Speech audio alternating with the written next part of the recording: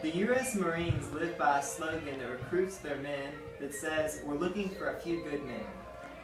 The Marines also live by a Latin motto that states their conduct in battle. It states, "Semper Fidelis," or always faithful. Maybe you've seen it on bumper stickers on the back of cars, trucks, or 18-wheelers, or maybe on the license plates of those vehicles. It states on those bumper stickers, simply Semper Fi.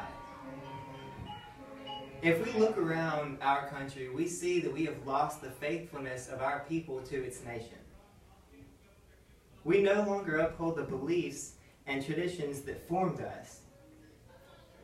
Though our nation lacks the faithfulness and integrity in which we were built on, we the people hold the power to restore and replicate our nation's strength, learning from the lives of the faithful. The traditions and beliefs that once signified a patriotic American have now been twisted to resemble injustice.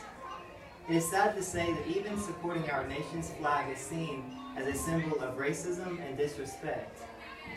According to Matt Taibbi in New York, Spiegel and Groff, the absence of a shared reality is leading to the collapse and failure of American democracy. How can conflicting traditions, cultures, and beliefs live in harmony if even patriotism is frowned upon? Sustaining the integrity of our nation's founding principles is vital in hopes of maintaining a stable country. To attain our nation's mission, we must unite under one common goal. According to John Taylor, in 2014, 300 military men were deployed to Iraq to guard the U.S. Embassy there. They have one mission, Semper Fi. You and I have one mission, Semper Fi. So let us consider how to be faithful citizens.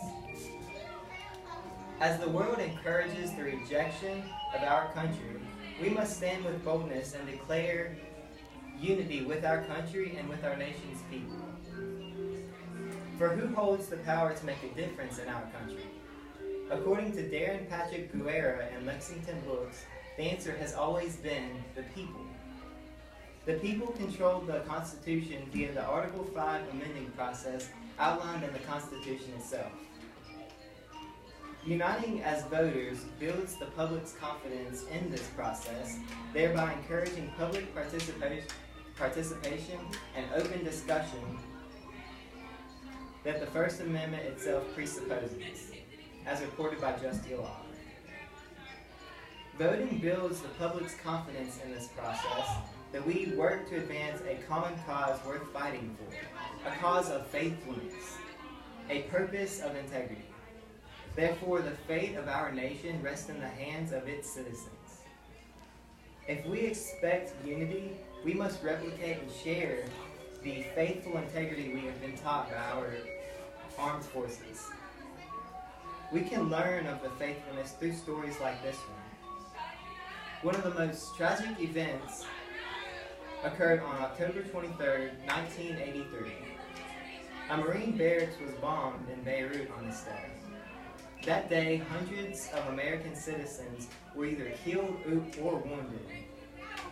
A few days after the tragedy, Marine Corps Commandant Paul Kelly visited the wounded survivors in Frankfurt, Germany hospital.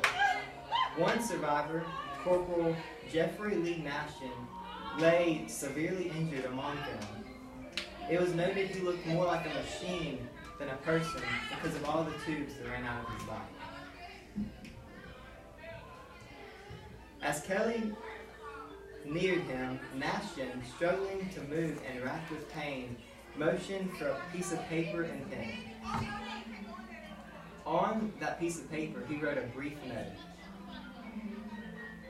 And when he passed it back to the commandant, he read the note aloud, Semper Fi.